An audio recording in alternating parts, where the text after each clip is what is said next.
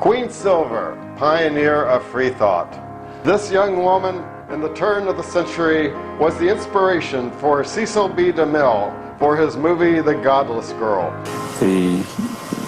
She put out some kind of a magazine for the advancement of atheism or something, and I guess this got in the press here, and it inspired one of the major movie directors to make a film. Cecil B. DeMille, in his autobiography, said that he based The Godless Girl on articles that he read in the paper regarding activism that was going on at the nearby Hollywood High. Now, the only activism, atheist or otherwise, that was going on in Hollywood High was the result of Queen and Grace Silver passing out atheist documents and flyers to the students, trying to get an atheist group started in the high school. Well, what happened was a bunch of Christian students decided to go and basically hassle their meeting. They showed up at Grace and Queen Silver's meeting, and then just as the meeting began, they got up and left in protest, thus leaving Grace and Queen there in an empty room, rather humiliated by this little incident. Well, in the movie The Godless Girl, a similar incident occurred. The Godless Girl is bringing her pamphlets and flyers to school, putting them in the lockers, and the magazine that she's carrying bears a distinct resemblance to the old Queen Silver's magazine. She does have her meeting.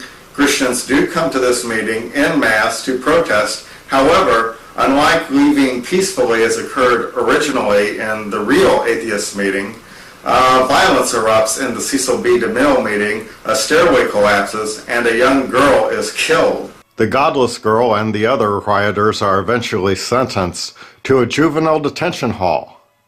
Cecil B. DeMille's movie, in addition to being the first time atheists are presented on screen, this may be the first time a major motion picture took on the issue of institutional abuse, because the teenagers in this movie are subject to electroshock therapy, beatings, and solitary confinement.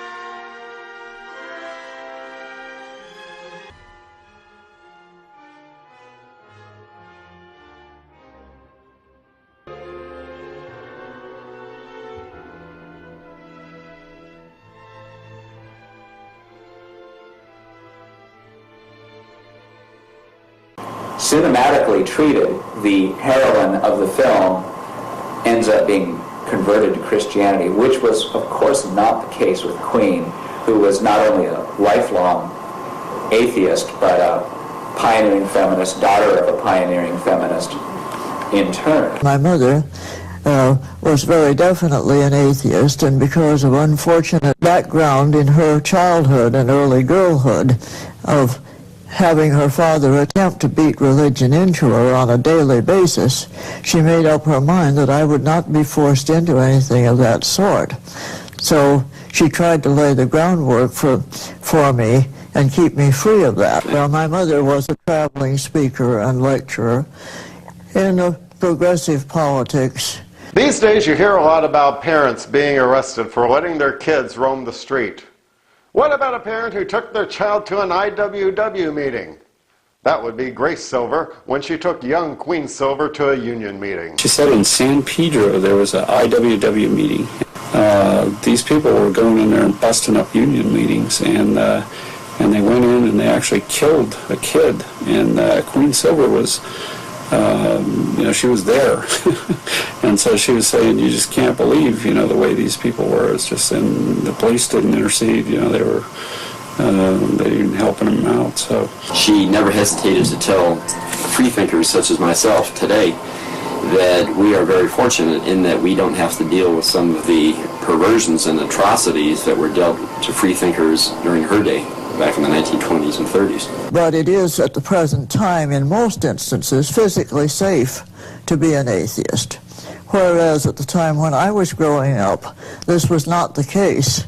And I have seen, for example, I've seen an atheist speaker down on the ground with a religionist pounding his head against the sidewalk. Queen Silver later became a stateswoman in her own right in the world of free thought and atheism.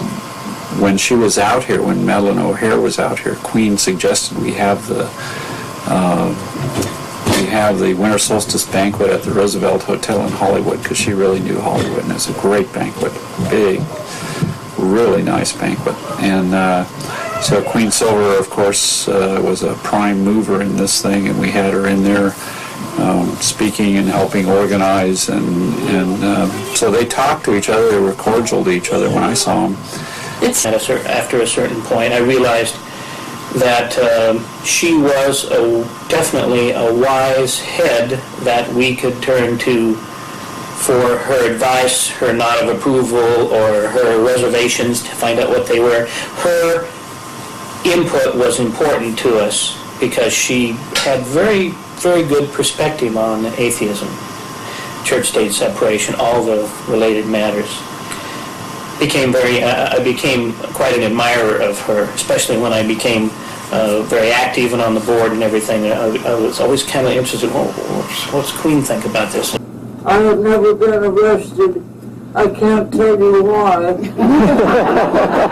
Queen was one of the cornerstones of Freethought. Queen Silver, pioneer of Freethought. Click here or at the link in the YouTube description and watch the complete documentary Queen Silver, Pioneer of Freethought, presented by ClassicAtheist.com.